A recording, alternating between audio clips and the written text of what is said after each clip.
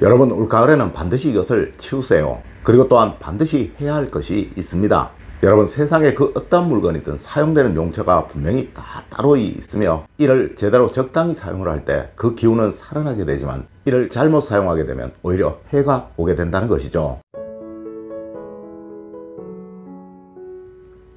여러분 안녕하세요, 이정재입니다. 여러분, 아마 대부분의 분들이 한번 걸어둔 그림을 1년 내내 걸어두는 경우가 많으며 또한 한번 놓아둔 풍수용품을 계속 그 자리에 1년 내내 놓아두는 경우가 많습니다.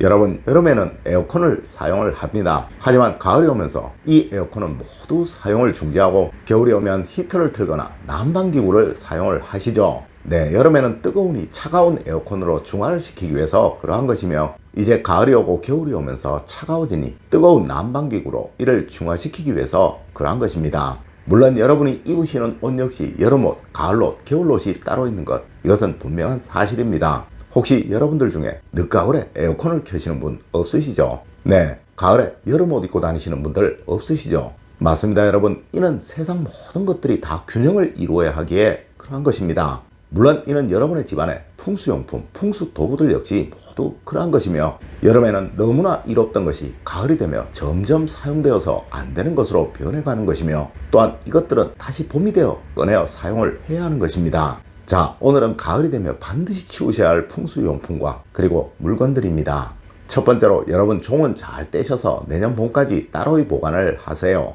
아마 누군가는 이런 말씀도 하실 거예요. 에이, 종이 풍수에 좋다고 해서 비싼 돈 주고 구입을 했다라고 말입니다. 여러분, 이 종은 서늘한 기운, 차가운 기운, 날카로운 기운을 가장 강하게 만드는 풍수용품입니다. 네, 하여 봄이나 여름에는, 특히 여름에는 너무나도 좋은 것이나 가을이나 겨울이 되면서 반드시 떼어서 치우셔야 하는 거예요. 네, 내년 봄에 다시 하시도록 하세요. 물론 많은 분들이 이 종을 현관에 달아 놓으셨을 것입니다. 네, 저도 그렇게 말씀을 드렸고 말입니다. 하지만 여러분, 이 현관은 아주 폰해야 하는 장소입니다. 누구이든 이곳으로 들어오면서 편안함을 느낄 수 있도록 말이죠. 아마 여러분도 볼 때마다 편안한 느낌의 얼굴을 가진 사람에게 거부감을 느끼시는 경우는 없으실 거예요. 아니, 오히려 친근감을 느끼시겠죠. 여러분, 이곳 현관이 바로 여러분의 집안의 얼굴인 것입니다. 네, 하여 한번 꼭 돌아보시고요. 차가운 느낌이 나시는 것은 꼭 가을에는 치우시고 특히 걸려있는 종은 꼭 떼시도록 하십시오.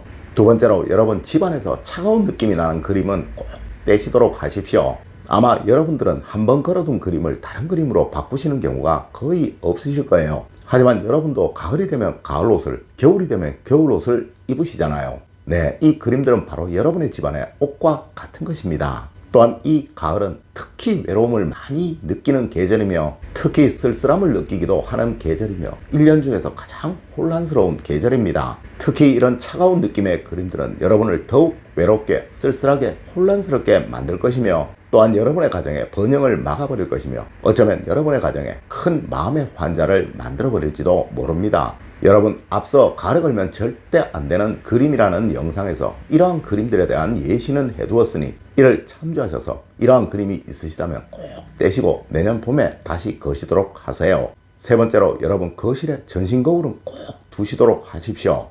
여러분, 아마 여러분들은 현관 양측에 대형 거울이 달려있는 집을 한번 방문해 보신 적이 있으실 것입니다. 물론 아주 넓다는 느낌을 얻으시겠지만 의외로 아주 편안하다는 느낌이 생기는 것 느끼실 것이며 또한 상당히 안정적이다라는 느낌 역시 얻으실 거예요. 네, 이는 이 거울이 화호행의 결정체이며 집안에서 뜨거운 기운이 가장 강한 물건이라서 그런 것입니다. 물론 어떤 분은 이 거울이 현관 정면에 있으면 좋지 않다라고도 말하기도 합니다. 네, 이는 너무 길어 보여서 그러한 거예요. 맞습니다, 여러분. 넓다는 것은 시각적으로, 공간적으로 편안하다는 느낌을 주며 길다는 것은 외롭다는 느낌, 힘들다는 느낌을 주기에 그러하다는 것이 심리학자들의 의견입니다. 하지만 여러분, 이 거울이 거실에 있다면 절대 어떠한 경우이든 해로운 경우는 없으며 또한 이것이 큰 것이면 큰 것일수록 집에 대한 만족도가 높아진다는 것이 또한 심리학자들의 공통된 의견이기도 합니다. 네, 이는 물론 현대 풍수학에서도 가장 강조하는 부분이기도 한 것입니다.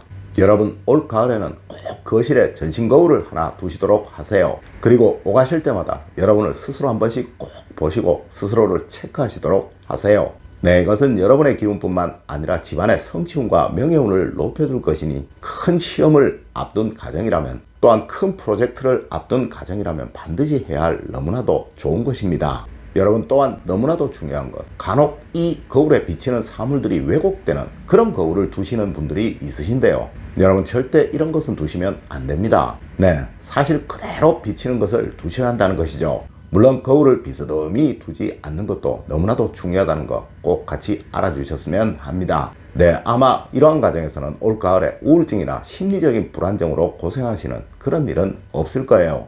하지만 여러분, 이 거울 절대 안방에 두시면 안 된다는 것 꼭 같이 알아주십시오. 네 번째로, 여러분 올가을에는 꼭 집안 대청소를 하세요.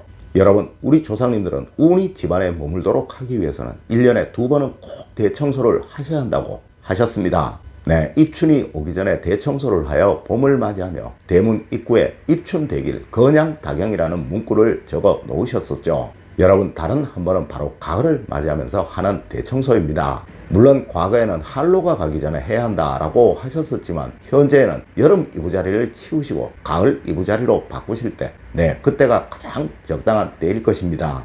또한 현대 주택들이 과거의 주택들과 달리 오래된 주택들이 아니라서 청소하시기가 그리 어려우시지는 않을 거예요. 여러분, 먼저 집안의 환기를 모두 시켜주시고 꼭 현관에 물청소를 한번 해 주십시오. 네, 그리고 이제 부엌 청소, 화장실 청소를 하시면 됩니다. 여러분, 그리고 정말 중요한 것, 봄이나 여름에는 상대적으로 창문을 열어두기가 쉬워서 환기가 쉽지만 이제 가을이나 겨울에는 이 창문을 열기가 쉽지 않을 거예요. 하여 우리 조상님들은 여름에 들어온 복이 겨울에 등을 진다라고 하시기도 하셨습니다. 네, 환풍기 청소는 꼭 하십시오.